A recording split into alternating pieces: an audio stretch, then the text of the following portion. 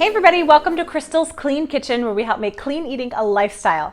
So the holidays are fast approaching and I have a great episode for you today. We are going to be making a keto approved pumpkin pie.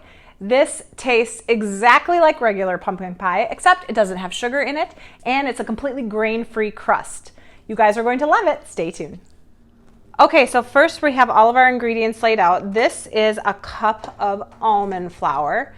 Now I'm going to be putting this in my Ninja Chopper because it's going to mix everything together perfectly. This is 5 tablespoons of coconut flour. And then over here I have a half a teaspoon of some xanthan gum and a half a teaspoon of salt. I'm going to just mix this together quick. Oh, thank you, Hannah, honey. No, we don't need that yet. Got my little Hannah, my daughter, helping me today. All right, let's mix this up really quick.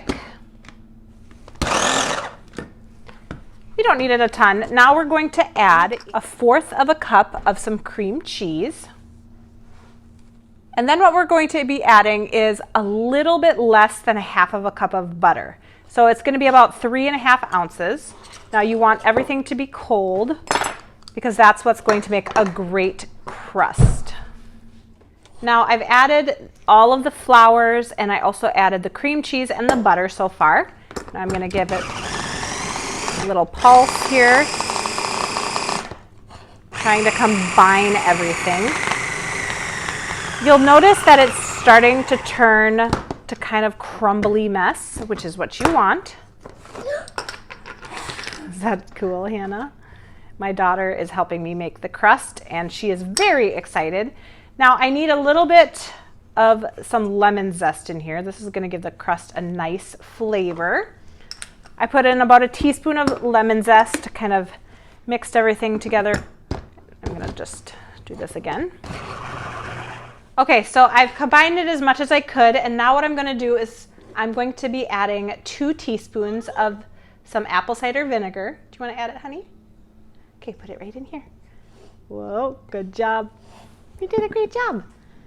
All right, now I'm going to also add 1 egg. Put the cover back on. So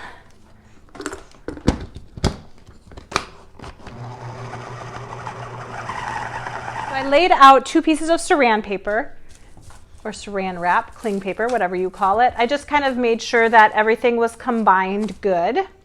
All right, Hannah, can you wrap it up for me? Oh, good job. I got a good helper in the kitchen today. Good job, sweetheart. Okay, so I'm going to be putting it in the fridge. I'm just gonna kind of leave it kind of flat. That will make it easier to roll out when I'm done. And then we're gonna just let it cool off for about an hour in the fridge. You could do it longer. You could make it a day ahead of time, and that will work perfectly.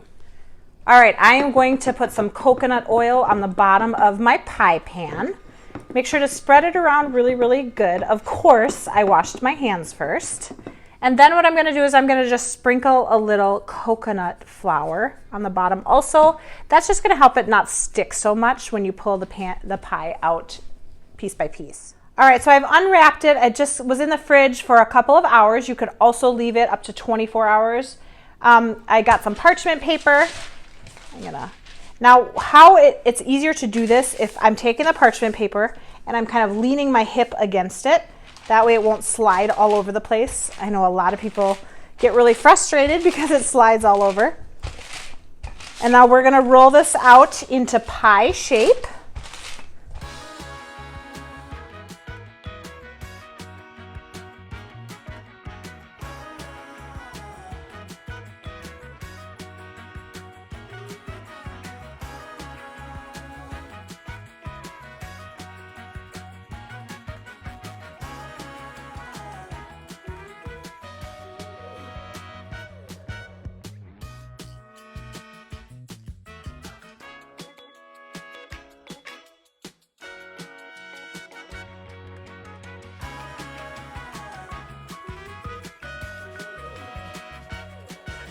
As you can see, I kind of made the edges really cute. You can do whatever you want. You could use a fork. You could do a different kind of design if you want. Now I'm going to put this in the freezer for about 10 minutes. After I'm done putting it in the freezer for 10 minutes, I will cook it at 400 degrees for about 10 to 12 minutes. When I put it in the freezer, the reason why I'm doing that is because it's gonna make the crust a little bit flakier when I do that. Okay, so first I started with a can of pumpkin puree. Then I'm going to add in 1 1/4 cup of heavy whipping cream. And I will do 3 eggs. And then for sweetener, I'm going to be using some allulose. So I'm doing a cup of allulose. And of course, just a dash of some vanilla, maybe 1 teaspoon. I'm gonna do a pinch of some salt. And for our pumpkin pie spice, I am doing 1/2 to maybe 1 teaspoon of some vanilla. I'm sorry, some ginger. What am I doing? And then cinnamon, of course, I'm gonna do 1 1/2 teaspoons of cinnamon. Now you could, of course, buy just pumpkin pie spice.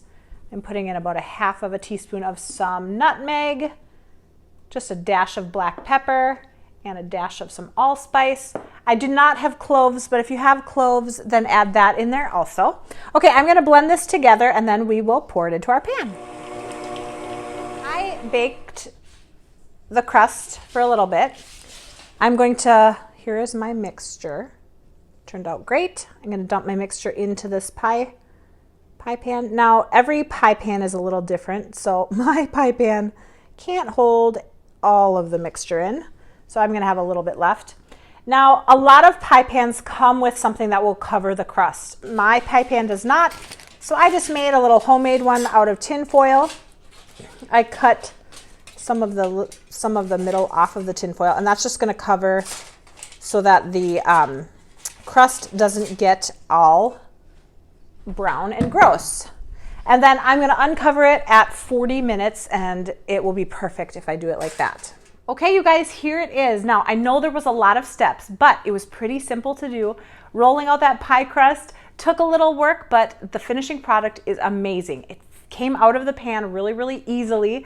So you guys will enjoy that. Now, don't forget to hit that like button, subscribe to my channel. Let's give this a taste test. A little whipped cream. So good. Now, don't forget to keep this in a fridge for a couple of hours. Let it cool down completely. You guys, this is going to be amazing. Thanks so much for watching. We'll see you next time.